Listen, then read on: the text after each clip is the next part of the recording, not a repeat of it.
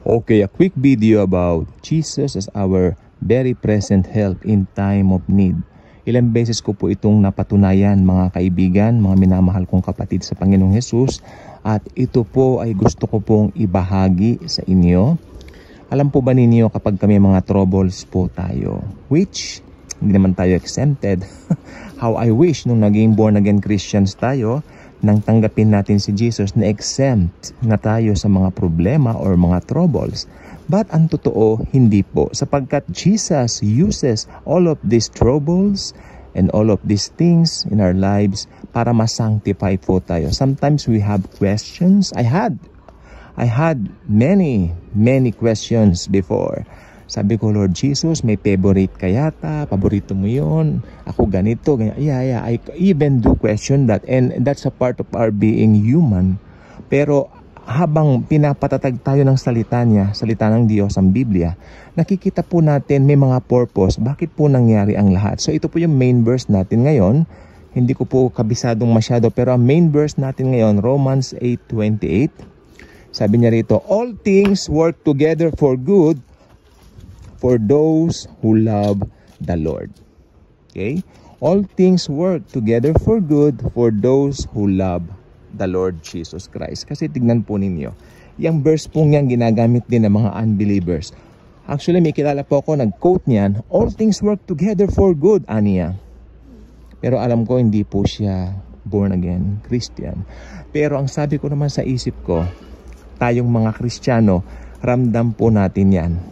Nakita po natin ang buhay ni Abraham, na nakita po ninyo nung siya po ay dumaan sa isang matinding pagsubok. Ito nung subukin siya ng Panginoon, may purpose po doon ng Lord Jesus. Bakit niya sinubok sa Abraham?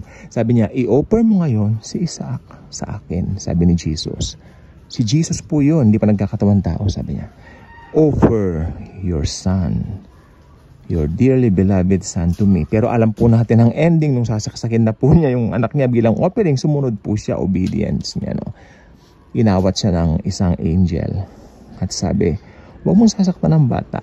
And then, nag-provide si Jesus ng offering. Yung po pinakita po yun, picture yun nung gagawin na redemption ni Jesus. Pero ito po ay mga bagay na, tignan po ninyo, bakit dumating sa ganon? Ba't dumaan sa ganon? Pero, makikita po natin, kaya pala, ito pala ay picture or parallel nung gagawin ng Panginoong Hesus sa krus ng Calvary, which natapos na po niya 2,000 years ago. Palakpakan natin si Jesus.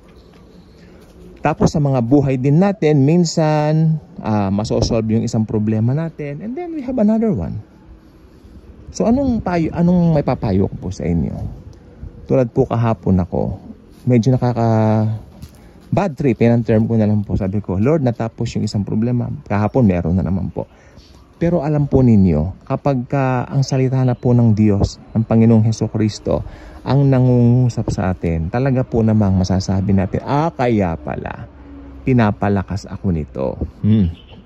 Tandaan po natin, yung nasa litratong yan, that's a nice one, ha? Si Jesus, always comforting us sa bawat dinadaanan nating mga trials. Again, Jesus is always comforting us, lifting us whenever we faces trials sa mga buhay natin. Dahil sa totoo lang po, kung kailan tayo mahina, doon tayo malakas. Ito po yung ating vlog kahapon. Di po ba? Sabi ni Pablo, Lord, marami na pong na-persecute sa akin. Alisin mo na po sa akin yung ganitong situation, blah, blah, blah, chu. And then sabi ni Jesus, stop. Ganyan, no. Because my grace works in your weakness. Sabi naman ni Pablo, kung gayon po, Panginoon, therefore, I will rejoice even the more in my weaknesses because of you. It's all about Jesus. Magiging masaya ka sa gitna ng trials mo, mga pinagdaraanan mo because of Jesus. Kaya simula ngayon, sabihin natin, Lord Jesus, I know, meron kaming pinagdaraanan, pero alam po namin, lagi po namin kayong kasama at mahal na mahal po ninyo kami. Thank you, Jesus. Kaya kung hindi pa kayo nakasubscribe sa channel natin, I invite you to do so. mangyaring pakiclick po ang notification bell, share this video, share the wonderful love of the Savior. His name is Jesus. Mahal na mahal po niya tayo, ha? Thank you. And as always and forever, Jesus truly loves us all.